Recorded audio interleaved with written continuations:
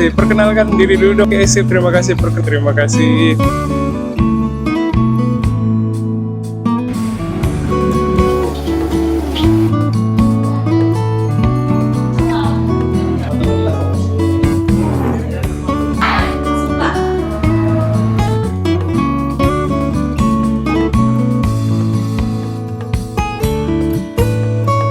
Oke. Hey. Halo semua, apa kabarnya? Semua pasti sehat ya. Minggu kemarin mungkin minggu dengan kegiatan mahasiswa terbanyak. Pertama ada kegiatan ngobrol-ngobrol antara mahasiswa dengan Matsushita Institute. Di kegiatan ini mahasiswa yang belajar bahasa Jepang dapat kesempatan ngobrol dengan orang Jepang dari Matsushita Institute. Tema pembicaraannya mengenai peran anak muda untuk memperkuat hubungan antara Jepang dan Indonesia. Di awal mahasiswa bilang kalau temanya agak berat. Mereka khawatir nggak bisa imbangi pembicaraan orang Jepangnya.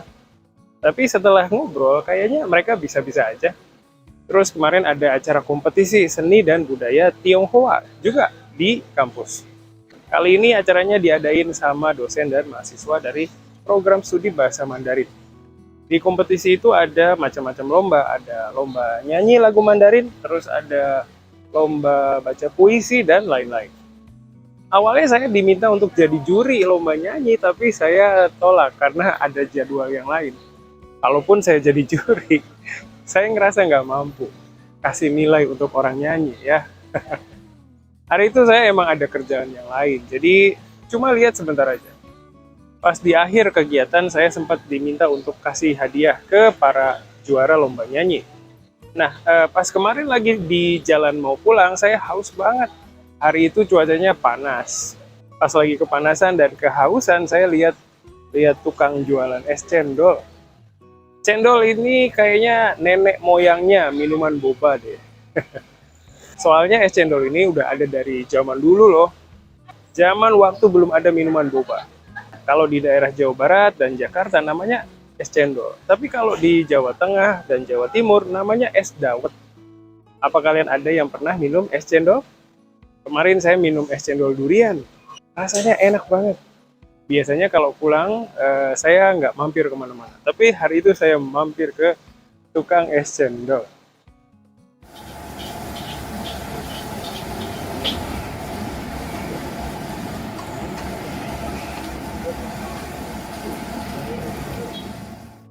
Oke, itu tadi cerita keseharian saya. Kemarin itu benar-benar banyak kegiatan mahasiswa di kampus. Selain kegiatan yang saya ceritain tadi, ada juga pelatihan tentang investasi yang diadain mahasiswa Fakultas Ekonomi. Terus sebelumnya juga ada acara Cishiki yang diadain pas banget waktu Ryota-san main ke kampus. Pokoknya pas ujian akhir semester selesai, banyak banget kegiatan. Dulu saya pikir waktu liburan antara mahasiswa Jepang dan Indonesia beda. Tapi kayaknya waktunya sama ya. Mahasiswa di kampus saya udah nggak ada kuliah dari bulan Juli akhir. Nah, ada kuliah lagi pas bulan September. Sama kayak liburan musim panasnya mahasiswa di Jepang ya. Kan tadi saya udah cerita tentang 2 kegiatan mahasiswa. Sebenarnya di minggu kemarin ada satu lagi kegiatan mahasiswa.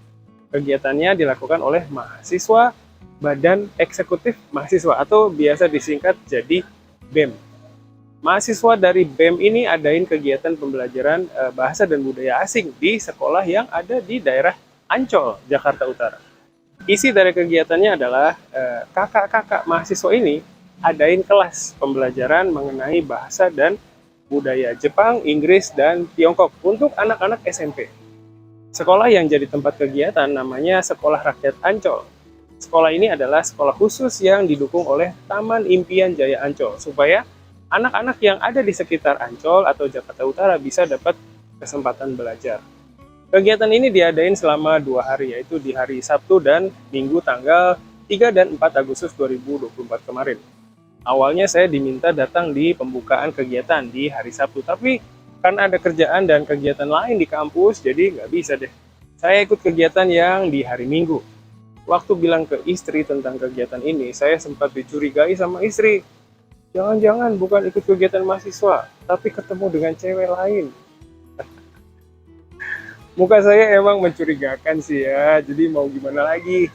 Terus saya jelasin lagi baik-baik ke istri kalau ini beneran kegiatan mahasiswa loh, dan akhirnya dia paham. Mahasiswa tawarin saya untuk berangkat bareng, tapi saya mutusin ke sana sendiri naik motor. Saya suka ngerasa nggak enak kalau ada di tengah mahasiswa.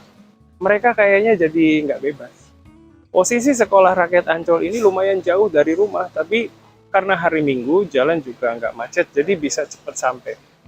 Saya ke sana mengandalkan Google Maps, tapi pas sampai ternyata posisi sekolahnya nggak sesuai dengan peta di Google Maps. Saya tanya-tanya ke warga di sana dan akhirnya bisa sampai. Sekolah rakyat Ancol ini benar-benar sekolah untuk rakyat. Katanya banyak murid yang sekolah di sana karena karena mereka nggak bisa sekolah di tempat yang biasa. Penyebabnya macam-macam, ada yang karena ekonomi, ada juga yang karena nggak bisa milih sekolah yang umum karena sistemnya. Pas di kegiatan itu, mahasiswa kasih pelajaran tentang 3 bahasa, yaitu bahasa Inggris, bahasa Jepang, dan Mandarin.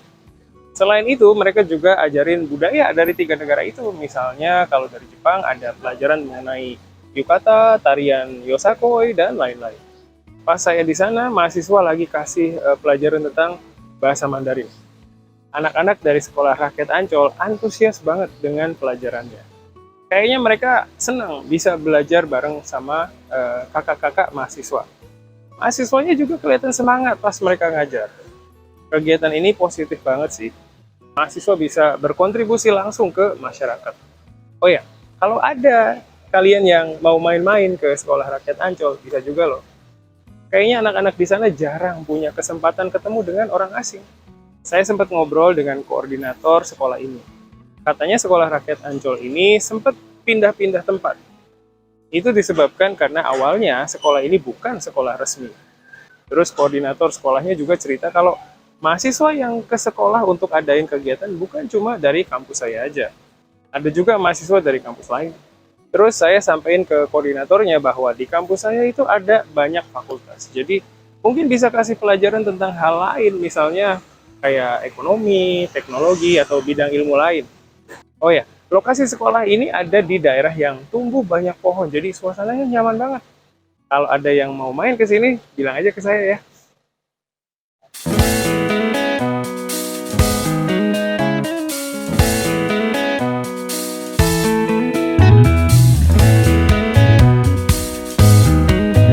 Hai, ここからは日本語で話します。今回の動画でセコララケットアンチョという民間学校に行ってきた経験について話しましたけれども、いかがでしょうか。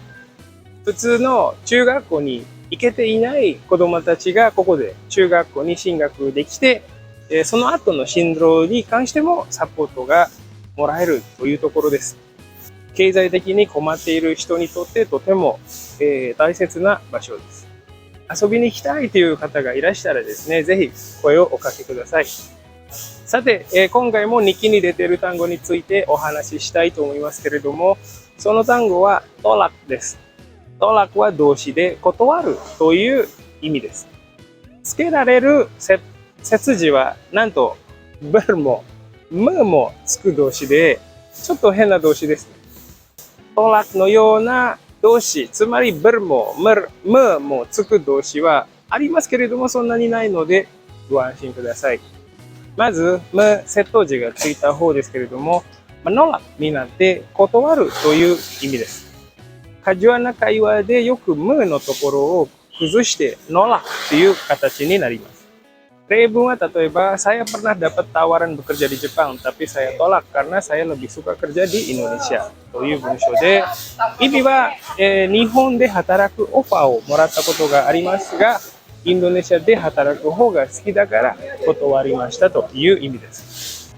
あと、今回の日記に出たのはこちらです。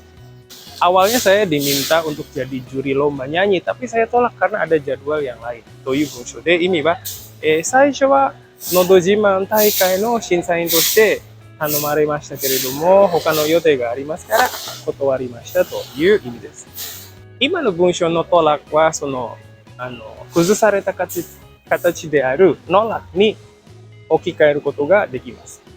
他の例文を見ましょう。例えば、akhir-akhir ini saya sering nolak kerjaan karena udah nggak ada waktu untuk kerjaan sampingan という文章で、意味は副業をやる時間がないので、最近よく仕事を断っているという意味です。今、3つ断るという意味のトラックの例文を見ましたけれども、いかがでしょうか。今まで何かを断ったことがあると思いますので、皆さんのmenolakの経験をぜひ教えてください。次に ber 接頭辞がついている bertolak です。bertolak は menolak という、menolak と違う意味を持っていて、出発するという意味を持っています。menolak と結構意味が離れていますね。こういうことがありますから、インドネシア語が難しくなりますね。bertolak つまり、berangkat と同じ意味ですね。意味は同じですけれども、berangkat の方がよくカジュアルな会話で使われていますね。